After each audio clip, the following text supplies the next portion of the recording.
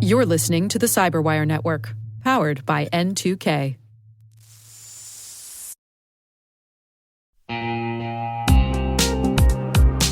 Risk and compliance shouldn't slow your business down. HyperProof helps you automate controls, integrate real-time risk workflows, and build a centralized system of trust so your teams can focus on growth, not spreadsheets.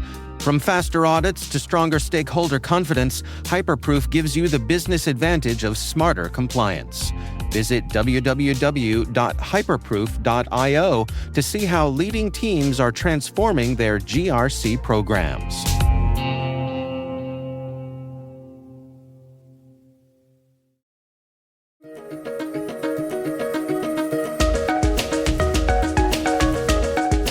Hello, everyone, and welcome to the CyberWire's Research Saturday. I'm Dave Bittner, and this is our weekly conversation with researchers and analysts tracking down the threats and vulnerabilities, solving some of the hard problems, and protecting ourselves in a rapidly evolving cyberspace. Thanks for joining us.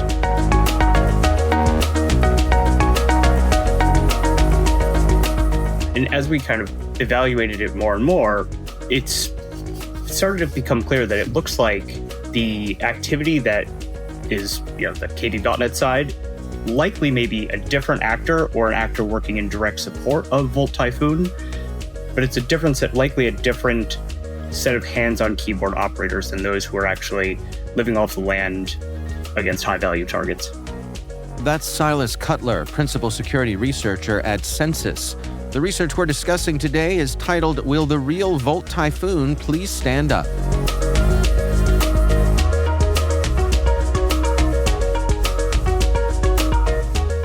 Well, let's back up just a little bit, and for folks who aren't following it too closely, how do you describe Volt Typhoon themselves? Yeah, so Volt Typhoon, generally believed to be a threat actor that operates from the People's Republic of China. They have incredibly interesting tradecraft. They've gone after, and there was a report that came out a while ago from Microsoft, I believe, about Volt Typhoon conducting an intrusion into an organization in Guam. Unlike a lot of threat actors who rely on pieces of malware to maintain persistent access to a target, this group operates almost entirely manually, living off the land and using native available tools in order to accomplish their objectives and dig deep into these networks. Well, speaking of deep dives, I mean, you all took a deep dive into their recent activity. What was the first indication to you all that something had changed, that something new was happening? The thing that we've kind of tracked pretty closely as part of this group is with their first stage malware tooling, the side that is part of that non-attribution layer that they use before going after a target, the KV malware itself, the first stage server that it communicates to, has a distinct SSL certificate. So that ensures that the client and server are able to talk through encrypted communication. Following FBI disruption last year, usually that's a good time for an actor to change up their tooling, regenerate certificates, and try and throw researchers off their tail. But with this group, it seemed that they didn't. The certificate that they used had been consistent since pre-FBI disruption, and has been the way that we've been able to follow a lot of their servers since they were first exposed. Well, what do you make of that? That there weren't those changes that folks in your position kind of come to expect? Yeah, and I mean, it's the type of thing that we expect also for actors who are reading reading our blogs when we post them, or reading blogs and Twitter posts from other folks in the security space. It's the type of thing that folks know that people are tracking on it, and in order to maintain their own security and prevent disruption or network blocking and things like that, they'll make these changes in order to try and evade the existing detection rules that are out there. Typically, this type of thing, it's a fascinating spot, because you'll find actors who may not make a change for several weeks in order to make it appear that they didn't notice, or to try and have that plausible deniability of, oh no, that was never my control server. But then you'll get the actors, and sometimes on the more lower skill side, where they'll almost immediately react and tear everything down, which is a good sign that you've landed on something important of theirs. But with this group, it seems it's very odd, because they they have the techniques, and they are at a skill level where they can respond well. So the working theory that that a couple of us have been talking about has been that potentially this is a contract type entity where they're maintaining and building the non-attribution side with KB Botnet, separate from the operators who are actually conducting the hands-on keyboard activity. And as a result, when you have a contract, it may specify something like, yeah, you won't make any distinctive changes for a year and a half or whatever the duration of the contract is. So it's possible that these changes haven't been made because they are a government contractor somewhere in China, and it is not within the scope of their contract to make the changes. That's really interesting. I mean, so it's kind of it could be a practical thing rather than, say, swagger. Oh, absolutely. And of course, this is just a theory, and there's a lot more we'll need to fully confirm it and to dig forward. But I'm hopeful that we'll see some more things in the future, because this is a group that likely isn't going away anytime soon. Well, part of your investigation was identifying the servers that were connected to Volt Typhoon. Can you walk us through that process of how you and your team were able to narrow those down? So at Censys, we do continuous scanning of the internet. So looking for things like the SSL certificates that websites are using, those are really important key indicators and things that we look for in terms of being able to track and identify related sets of infrastructure. And when we started looking at this back at some of the servers back from 2023, we noticed that they almost exist in pairs. So there was a set of servers over at under the Chupa ASN.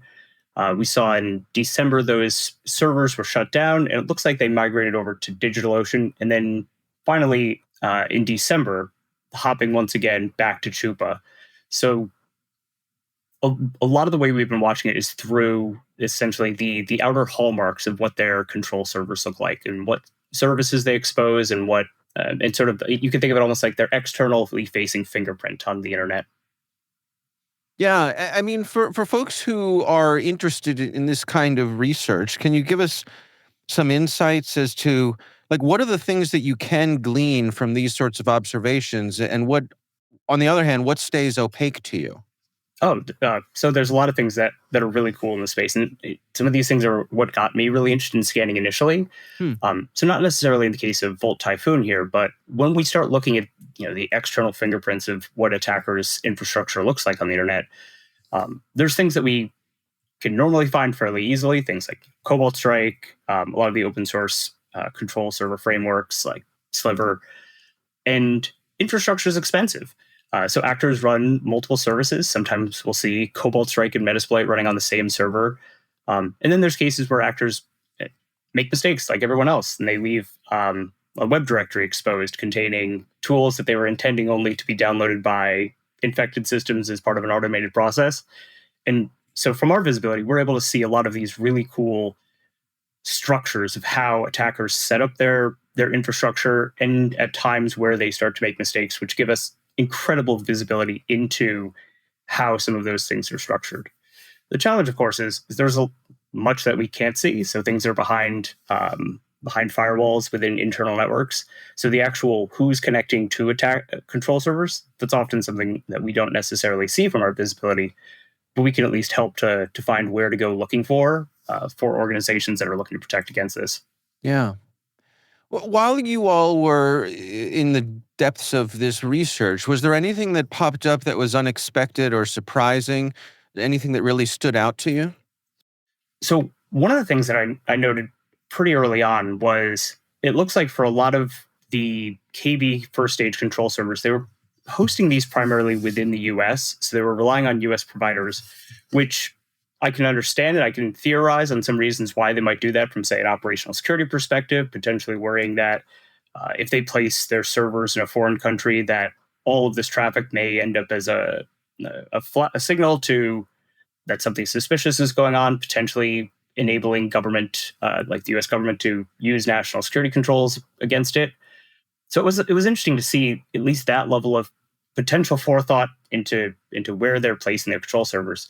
But it was surprising that even after law enforcement was able to conduct an operation to disrupt some of these servers, that they still continued to maintain these servers within the U.S. instead of moving to, say, somewhere like the UK or another friendly country.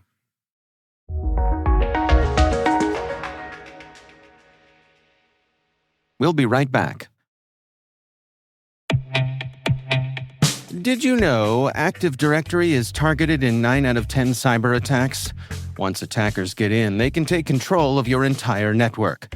That's why Censys created Purple Knight, the free security assessment tool that scans your Active Directory for hundreds of vulnerabilities and shows you how to fix them. Join thousands of IT pros using Purple Knight to stay ahead of threats. Download it now at Censys.com/purple-night. That's Censys.com/purple-night.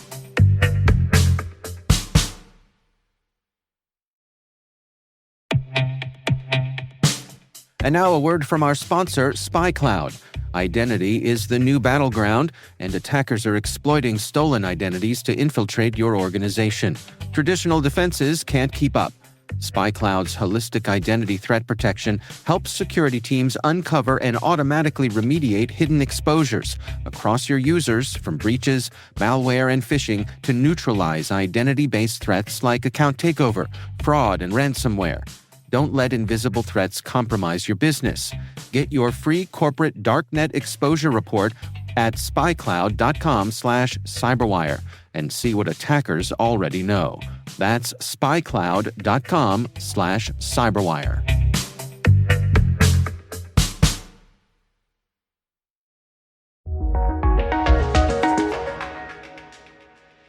When we're talking about attribution, attribution can be notoriously difficult.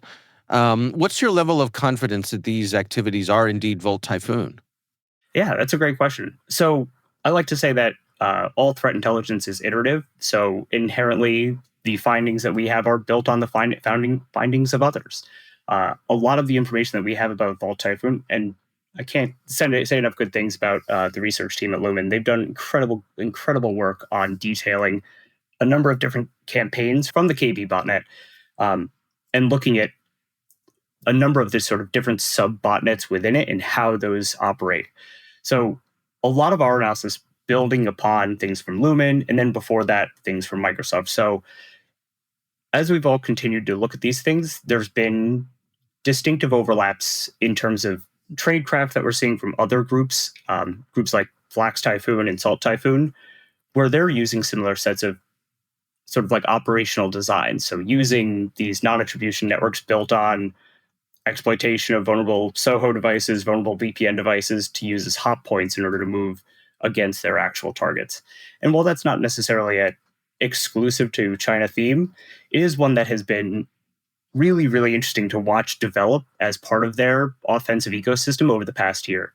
I was incredibly impressed with something that I saw a couple days ago in some of the reporting on Flax Typhoon, where the FBI had found a patent in the Chinese patent database for Flax Typhoon, which became one of those evidence pieces they used to kind of link finally to the Integrity Tech Group, which I believe that's the name for Flax Typhoon. Wow, that's interesting. I don't know that a patent database was a place I would have thought about searching around for. Isn't that fascinating? It was not on my bingo card, and I have spent hours now looking at similar patents and trying to learn how to properly read patents. Yeah, that's really interesting. Do groups like this, I mean, it's looking at Volt Typhoon specifically, but also in general, like to what degree are they trying to cover their tracks? It seems like a lot of it is trying to cover their tracks. So especially with using these non-attribution networks, it is a really key way for them to avoid some of the more like historic operational security mistakes that have been made.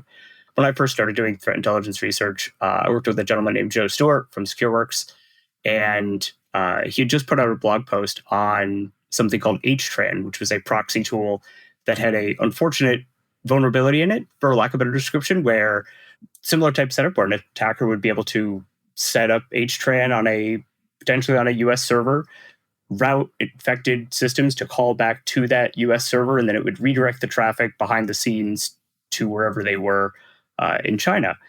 But unfortunately, if they shut down their home computer or turned off wherever their system was in China or wherever they're working, it would send an error message back to the infected system saying, hey, the IP address you're trying to connect to is not available, and it would be the attacker's true IP address. Oh my. So it was a horrible operational security leak for them for a while, and I built a number of systems just to keep hunting for those really cool tidbits.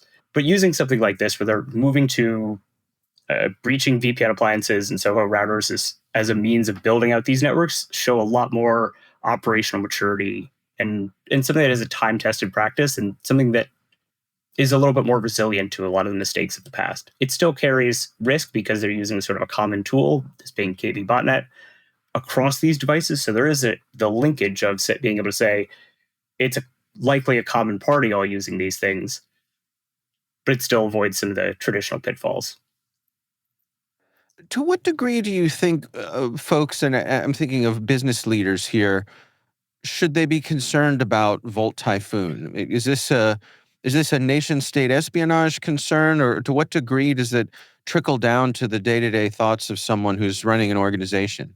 Yeah, so guidance from folks like CISA, the National Security Agency here in the U.S., have talked about this being distinctly espionage-related and having national security level concerns, which for business leaders may not be something they feel is directly within their scope to manage. But there's kind of two interesting folds to this. So if you're a critical infrastructure provider or working in water treatment or any critical sector, there is a possibility that they may be targeted for the more espionage-related purposes. But even for organizations that have a presence on the internet or using Soho routers and VPN appliances and most standard technology, it's important to make sure that those devices are being kept up to date with patches and best security practices, because inherently it's possible that they may be used or leveraged unwillingly to support Volt Typhoon or another Typhoon as part of one of their attacks, which can be a massive headache for an organization to deal with, because they'd be in the position of both having to do forensics to identify what happened, as well as try and assist with another significant incident going on. What are the key takeaways you want folks to get from this particular research? Yeah. So especially for the research community, there's a lot that I think we need to look at in terms of trying to better divide out these sets and lay out our attribution in a very more clear, concise way across the industry. So for Volt Typhoon, it's one of those actors that's incredibly difficult to really pin down, because the activity that we see against their core targets, the critical infrastructure, they use very few tools that are uniquely attributable to them. And so they are a difficult actor to pin down, but it's one that has real national security consequences and that we need to be on the forefront of tracking incredibly closely. And that's going to require a lot of information sharing and folks being willing to talk about their assessments, right or wrong, and work on them together.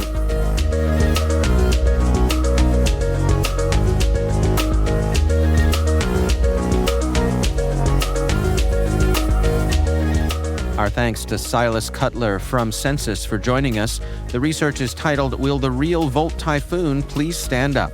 We'll have a link in the show notes. That's Research Saturday, brought to you by N2K Cyberwire. We'd love to know what you think of this podcast. Your feedback ensures we deliver the insights that keep you a step ahead in the rapidly changing world of cybersecurity. If you like our show, please share a rating and review in your favorite podcast app. Please also fill out the survey in the show notes or send an email to cyberwire@n2k.com. This episode was produced by Liz Stokes. We're mixed by Elliot Peltzman and Trey Hester. Our executive producer is Jennifer Iben. Peter Kilpie is our publisher. I'm Dave Bittner. Thanks for listening. We'll see you back here next time.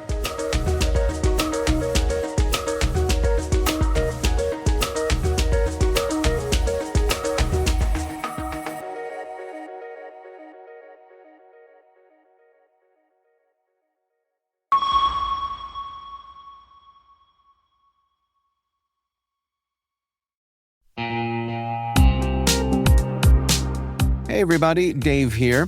I've talked about Delete Me before, and I'm still using it because it still works. It's been a few months now, and I'm just as impressed today as I was when I signed up. Delete Me keeps finding and removing my personal information from data broker sites, and they keep me updated with detailed reports, so I know exactly what's been taken down. I'm genuinely relieved knowing my privacy isn't something I have to worry about every day. The Delete Me team handles everything. It's the set it and forget it peace of mind. And it's not just for individuals. Delete Me also offers solutions for businesses, helping companies protect their employees' personal information and reduce exposure to social engineering and phishing threats. And right now, our listeners get a special deal, 20% off your Delete Me plan. Just go to joindeleteme.com/N2K and use promo code N2K at checkout. That's joindeleteme.com/N2K, code N2K.